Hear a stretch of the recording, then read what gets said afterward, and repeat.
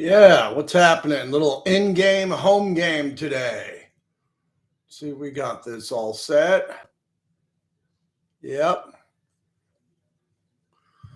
How we doing today? Yeah, we're gonna hit the road today. Heading out on a little bit of a road trip, so we're gonna work a little bit from home today. Gonna give you the monologue. We're gonna do about a 20-25 minute monologue. And I got Mike Pritchard, former wide receiver, gonna join us. Got some other stuff lined up for hour number 2, but kind of work from home day because I got the Masters on, man. And I got the Masters on like a bunch of TVs, so I'd rather be at home than in the studio. Yeah, hello to everyone. All right, Bobby, how we doing? Good. We really got no monologue sound, so I'll just go. I got an idea of what I want to do. What a glorious day today. I'm going to stand up today. I'm going to stand up. Let's see if I can stand for the monologue. Yeah, I think I'm going to stand.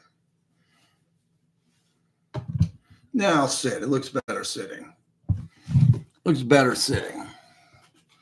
Yeah, it's a JT Raw feed, man. This is my guest room where I have Ethernet, one of my studios at home.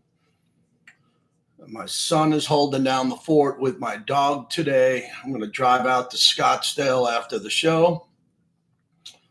Play some golf. Played yesterday. Had off yesterday. Played really good. I shot an 86 at Rio Seco. It was a good round.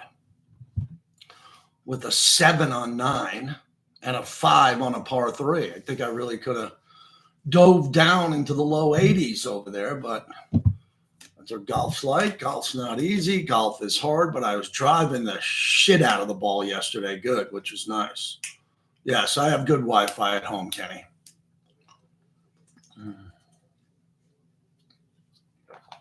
Stock market crashing again today. It crashes every 4 out of 5 days. Stock market, we're 957 down. We were down. I thought we were going to be down like 4,000 today when I got up this morning. Jesus. What a ride it's been, man. Got my Raider cruise shirt on. Look at that, my cruise shirt.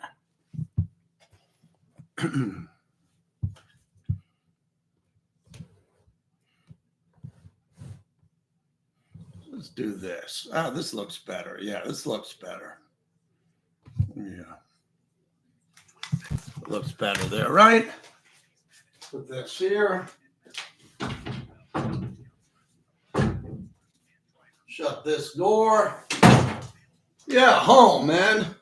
You could never do radio shows back home back in the day, man. Could never do a radio show back home. You had to be in a studio. How cool is this? Who's got it better than me, Mr. Harbaugh? Nobody. No one's got it better than me. I got it good.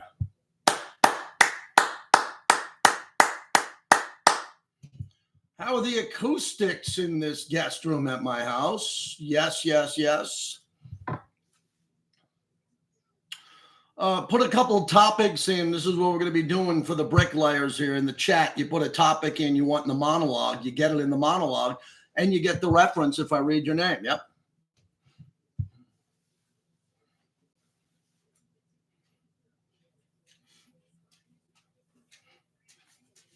Sound off and react for over 20 years.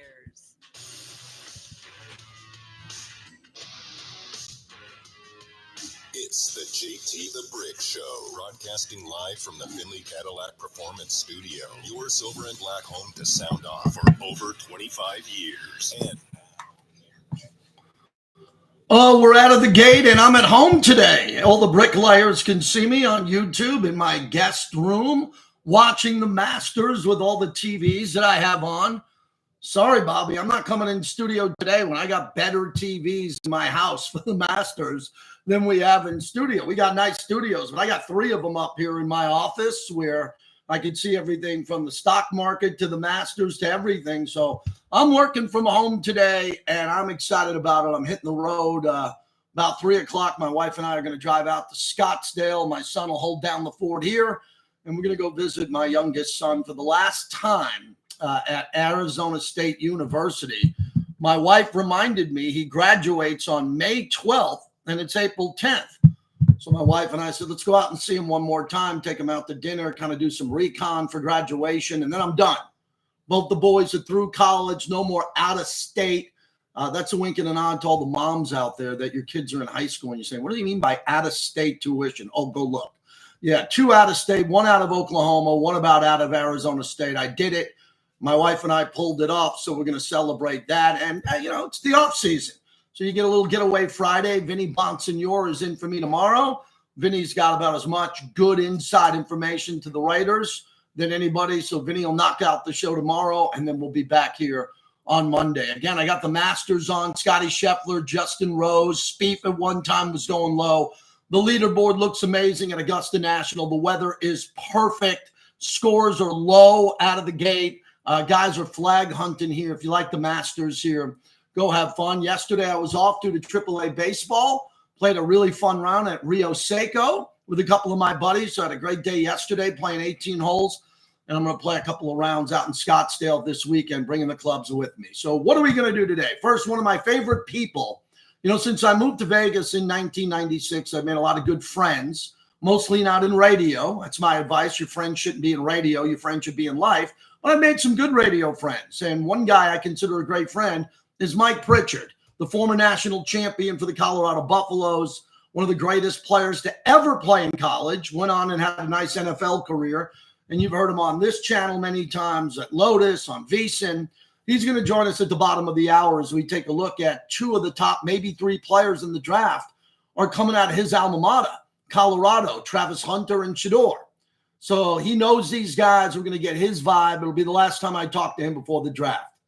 Then when we come back on Monday, we will just do draft every day leading up to April 24th and the draft coverage, where we're going to have some in-depth team coverage here on Raider Nation Radio. All hands on deck, everybody at Silver and Black Productions, everybody on Raider Nation Radio. And we're going to build up to the draft that weekend of April 24th. It starts on a Thursday night. If you're going to the Raiders draft party at the Palms, if you're a season ticket holder, I think I'm going to be doing some anchoring from there with Eric Allen. And then the Black Hole's having a party at the Palms also at Ghost Bar. It's going to be great in this town. I think everybody's optimistic for the draft. Last year was brutal. We, the Raider Nation, lost 10 in a row. It was just a horrible season when it came to wins and losses and injuries. Everything that could go wrong went wrong last year. Every possible thing that could go wrong went wrong. Really, there weren't a lot of positives. We didn't run the ball dead last. Max got injured at the end of the year. Christian Wilkins was hurt all year. The quarterbacks didn't play well. Dead last in the league in rushing. I mean, did we do anything right other than punt it and kick it? We didn't do a lot of good things. So when it comes to all of that and what you're thinking about with the Raiders going forward, the Raiders really need to hit a home run when it comes to this. The Raiders really need to have an epic draft. The Raiders got to come out of this thing, and they have got to be close to perfect. They got to come in and knock it out of the park. And what I mean by that, I've been saying this a lot. They need the first 3 or 4 picks need to start. Okay, they don't need to be guys who are going to come in and are just going to sit around and we're going to be developed. They're going to be developed guys. We're going to be able to get them in on 3rd down. No. We need starters. We have to get starters to come in here to be impact players. We better get it at number 6. It looks like Aston Genty, the running back, will be the pick there. And I'm good with that. I think the Raiders getting an elite potential superstar running back is good at number 6. Because the only other player that you'd want if you have the 6th pick overall is you'd want an elite quarterback. And the Raiders got Geno Smith, who's a good quarterback. So I think that's going to give the Raiders more flexibility. But here's what I want to get into the monologue, brought to you by PTs, 5 to 7, midnight to 2. They fuel the monologue. Scotty Scheffler just chipped in off the green, man. The guy's on fire. He just chipped it in. I mean, the guy's incredible. Scheffler 4 under, Justin Rose 5 under, as we're sitting here on the back 9. Scheffler going into 17 and 18. So I got something I want to hit on in this monologue that I think is, I wouldn't say concerning, but it got my attention. I am looking at all the mock drafts. So today I pulled up 3. 2 of them from CBS Sports and one of our guys, Bucky Brooks, who the Raiders use this time of year for draft coverage. So as I brought up these mock drafts today, I was wondering if anything's changing.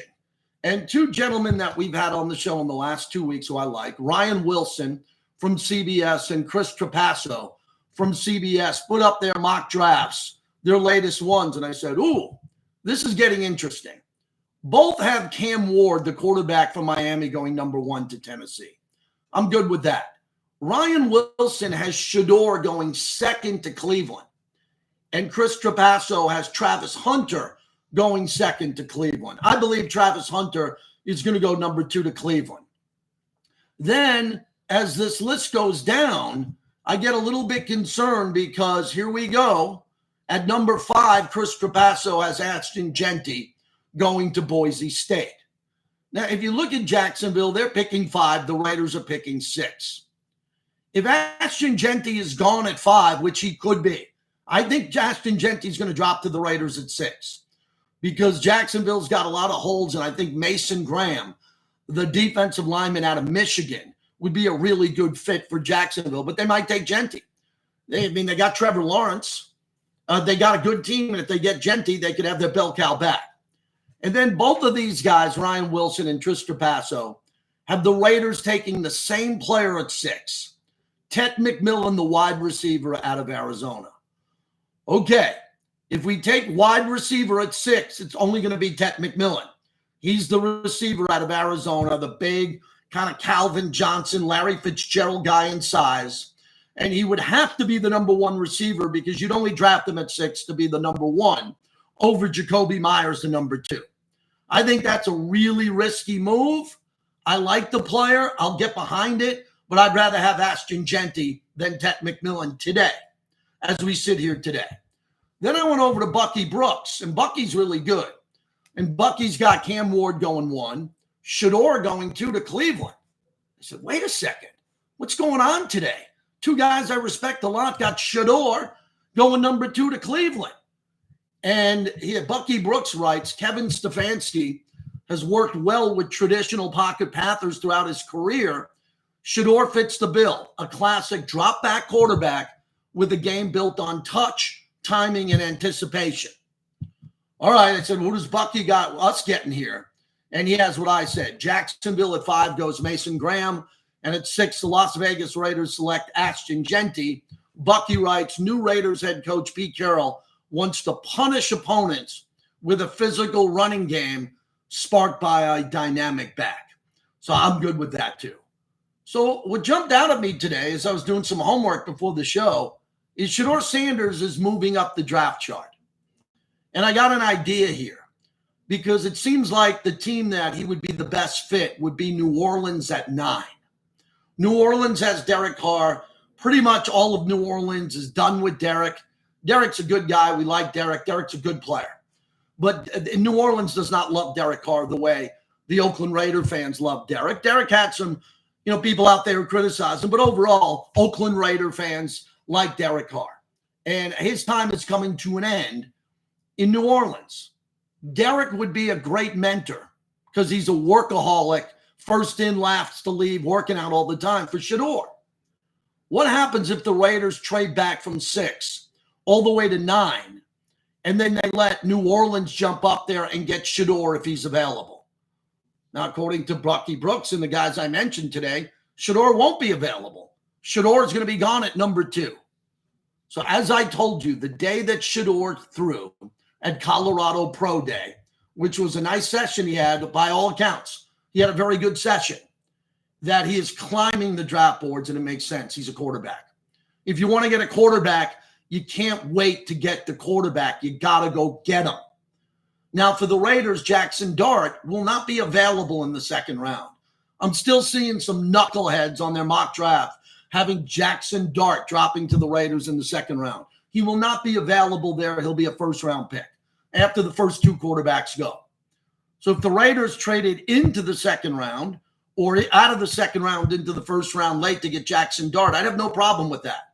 But that means he would be the quarterback of the future, not Geno Smith. If the Raiders take a quarterback in the first 2 picks, Geno is just going to be here for a short period of time to get that quarterback ready. You heard Geno on with me. We're going to replay that interview in the 2nd hour of the show. Gino came here to be the starting quarterback for Pete Carroll. Gino's not going to the bench, and Gino's not here to mentor someone right now. He's here to win. He just got paid. He wants to play the greatest quarterback of his career. He wants his legacy to be the guy who brought the Raiders in Las Vegas to a playoff win or multiple wins. Gino's not here to mentor some guy out of Ole Miss or someone else. He's here to play. And Aiden O'Connell's going to be fighting for that job, and Gino's going to have to fight off Aiden because Aiden's a good competitor. Aiden's a really good competitor, and he's going to want to get that job. So with all of that happening here, what got my light bulb going over my head, Shedeur might go earlier. Shedeur might be available for the Raiders. New Orleans might want to trade with the Raiders to get Shedeur. So I think Shedeur Sanders going into next week is going to be more important than ever. Number one, he's good. Number two, his dad's Deion Sanders. He has the DNA of one of the greatest players of all time. The kid was brought up tremendously well. He didn't have a silver spoon. The kid went to Jackson State in Colorado.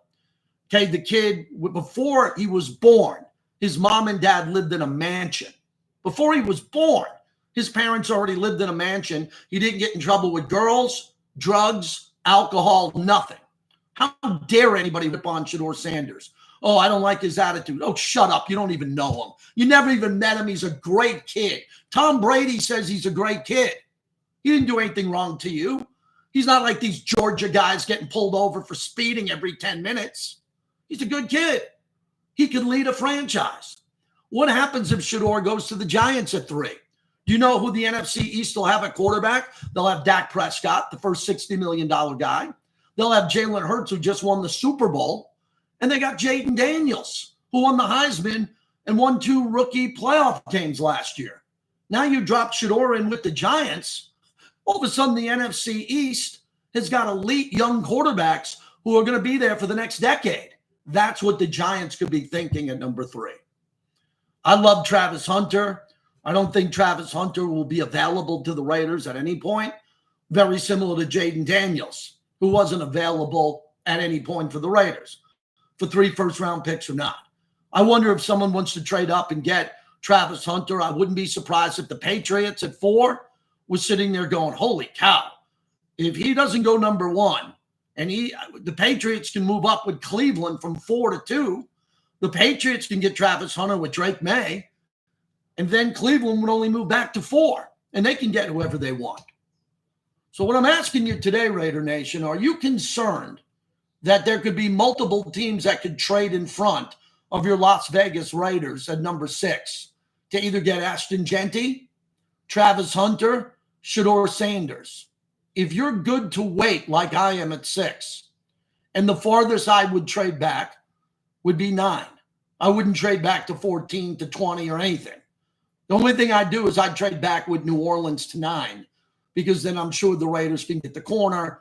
They could get the defensive tackle. They could get the wide receiver, Tet McMillan. I mean, what happens if the Raiders trade back to 9 with the New Orleans and the Raiders get the receiver they want, Tet McMillan at 9, and then they get another additional second-round pick that they can package and move up? So these are the things I'm thinking about today. I'm pretty excited. I mean, the Bears could trade up to get Genty, as Big D would say. So with all this happening now, we don't know what's going on. We don't know what the draft board looks like inside the Henderson headquarters of the Raiders. We don't. But we do know that the Raiders, holy crap, are inviting every big name to come work out. I mean, is there a great player who's not working out for the Raiders this week? I mean, the 30 visits are huge. They're bringing in everybody to take a look at them. And a lot of times that's a smokescreen, as we all know.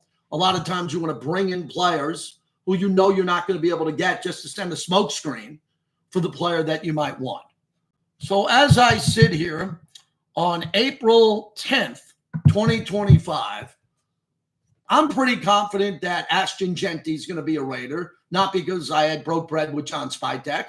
Tom Brady doesn't tell me anything. I just think Ashton Genty across the board seems to be the pick. If that's the pick, I'd be really happy. I think the Raiders would have a need. They'd have an unbelievable need. And then they'd go on to the rest of the draft.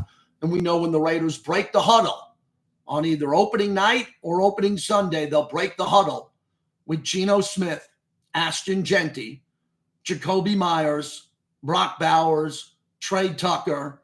That's pretty good. That's pretty good. Could they use a better number one receiver? Yeah. Maybe they get him in the second, third round.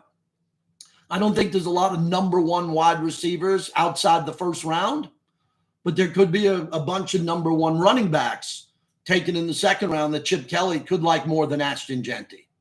So that's what I got as I open up the show. I'd like to hear from you. 702-365-9200. The top of next hour, we're going to have a little bit of fun. I was on NFL radio earlier this week with Kirk Morrison, who played linebacker for the Raiders, and Bruce Murray. They had me on for about 15 minutes as a guest.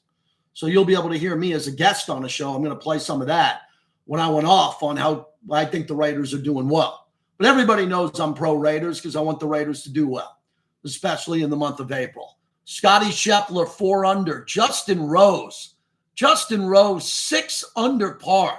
Rosie, 6 under par through 10 holes. What a start as he's having here. And Rory McIlroy trying to find his groove. Bryson DeChambeau out on the course. Bryson DeChambeau is at 2 under. Oh, one other thing. I watched Luka last night. Did you see Luka Doncic get 45 points going into Dallas? Oh, my God, was he amazing. That was one of the best tributes I've ever seen a team give a former player. I mean, Luka was crying on the bench. LeBron James took a back seat, which was kind of nice. LeBron took a back seat for Luka, and Luka went in there and was really, really good. If you're a Laker fan tonight, you got a puncher's chance. I didn't think at any point this year that we were going to see at all. I didn't think we were going to see the Lakers contend for an NBA title. Now I'm looking at the Lakers here as the 3 seed. I think they can beat Houston in the Western Conference semifinals. And depending on what happens, I mean, it looks like Oklahoma City's unbeatable. They have a great record. And in the Eastern Conference, you got Cleveland and Boston. They look like they're on a collision course. So, wow, we got a lot of stuff going on here today. I'd like to take advantage of the show today. I'd like to get a couple of calls. The question and point of attack for you Raider fans today, tell me why you would trade out of that 6th pick overall. If you would trade that pick, I need to know why. I want to hear from a couple of good Raider fans. Paint a picture for me on why you would trade back from 6 and how far you would specifically go. That's only if you want to trade back. If you want to sit there with the pick, you got about a week and a half to tell me who that pick's going to be. And I'd like to hear from you on that. So that's what we got today. Mike Pritchard is going to join us coming up here in a little bit. He knows the Colorado players as good as anybody. So we'll jump in with him on all of that, and we'll get a feel for what could happen here going forward. There's a lot of NFL players at the Masters. Sam Darnold's there, Larry Fitzgerald. They're all walking around. And the other breaking news story today, the number one story at ESPN.com is Deshaun Watson said that he believes in himself and he's going to be better than ever. In a video Deshaun Watson posted on Instagram yesterday, it's documenting his rehab at the Browns practice facility. He said, everyone's doubting me. Everyone don't believe in me. Everyone doesn't think I can get back to where I was. But I know and I believe the work that I put in, what I believe in myself. The peace I've been channeling these last couple of months, I know I'm going to be way better than before. He's saying that because his owner admitted at the NFL owners meeting that they made a mistake with him. I don't think he'll ever play for Cleveland again, but man, he's a hell of a player. And he had his personal transgressions with the masseuses. He just got engaged. He cleared his name in federal court. I mean, look, if he ends up going to a team that needs a quarterback and he's completely healthy, Deshaun Watson is young. He still has a career left. It's just a question of where he's going to fit there.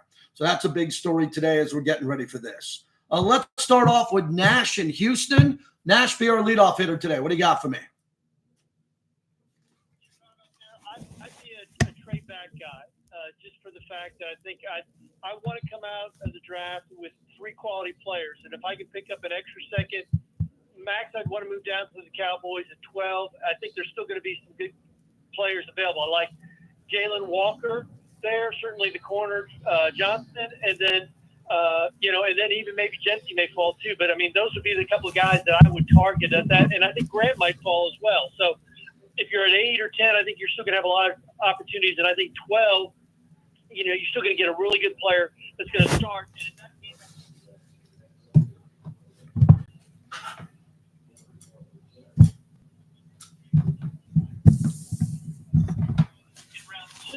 But I need starters because I think Carroll and those guys want to be a playoff contention or a playoff team next year. And other thing is, you're talking about the Saints moving up. I think they're going to stay with that, but I think they like Jackson Dart. And the reason I say that is when you look at Kellen Moore, the guy and the kind of quarterbacks he's played with, rather than Dak Prescott, Jalen Hurts, and the other one escapes my memory right off the top of my head, but they're more dual threat quarterbacks, and that's really what Jackson Dart is. And I think Shador's going to fall a little bit. I mean, somebody's going to take him, I think, before Pittsburgh, but I think he's going to fall a little bit. All right, thanks for the call. That was a really good phone call to start us off here today. The theory behind what he just said is very important. He said that Pete Carroll wants to win now. We all agree on that.